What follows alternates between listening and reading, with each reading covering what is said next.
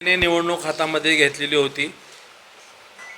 प्रथमतः देवेंद्र फडणवीस साहेबांनी जे पालकत्व स्वीकारलेलं होतं आणि त्यांनी पूर्णतः मायक्रो प्लॅनिंग केल्यामुळं भारतीय जनता पार्टी, राष्ट्रीय स्वयंसेवक संघ, प्रबोधन मंच, अनुलम अनेक हिंदुत्ववादी संघटनांनी या ठिकाणी दिवसरात्र मेहनत घेतल्यामुळं ही निवडणूक एकतर्फी झाली असं मला वाटतं. लढत काँग्रेसची होती का MIMची? सुरुवातीला ही लढत MVA सोबत, महाविकास आघाडीसोबत, काँग्रेससोबत होती, परंतु ऐनवेळीच काँग्रेसने उमेदवार बदलला आणि त्यानंतरनं मात्र ही निवडणूक MIM सोबत आली आणि MIM सारखा जातीयवादक, देशद्रोही, राष्ट्रद्रोही असलेला पक्ष समोर आहे लक्षात आल्यानंतरनं संपूर्ण मतदारांनी निवडणूक हातामध्ये घेतली. लोकांनी त्यावेळेस कुठल्या जातीचा किंवा कुठल्या पक्षाचा हे न पाहता सर्वजण धर्मविरुद्ध अधर्म या भावनेतनं एकसंघ आल्यामुळंच 1,10,000 इतकं मोठं मतदान झालं पहिल्यांदाच शहरमध्ये ऐतिहासिक, आणि जवळपास 48,000चं मताधिक्य हे केवळ जनतेच्या ह्याच्यामुळे आहे.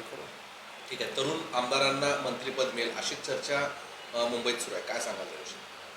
अशी चर्चा आपल्या वृत्तवाहिनीच्या माध्यमातूनच ऐकायला मिळाली करून. आणि आपल्याला मिळालं तर?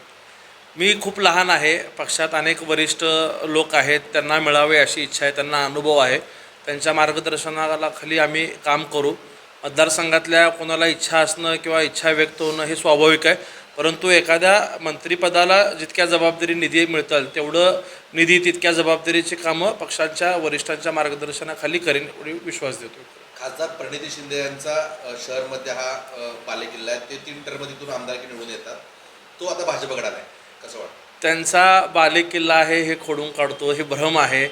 त्या केवळ फक्त 2009लाच स्वतःच्या ह्याच्यावरती निवडून आला असं म्हणता येतील.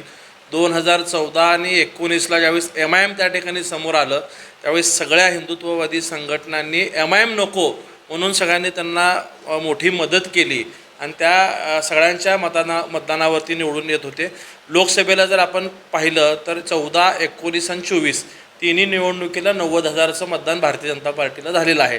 तो भारतीय जनता पार्टी आणि हिंदुत्ववादी विचाराचाच बालेकिल्ला होता आणि इतक्या 30-40 वर्षानंतरनं कमळ या चिन्हावरती भाजपाचा उमेदवार उभारल्यामुळं एकतर्फी 1,10,000चं मतदान घेऊन उमेदवार हे विजयी झालेला आहे.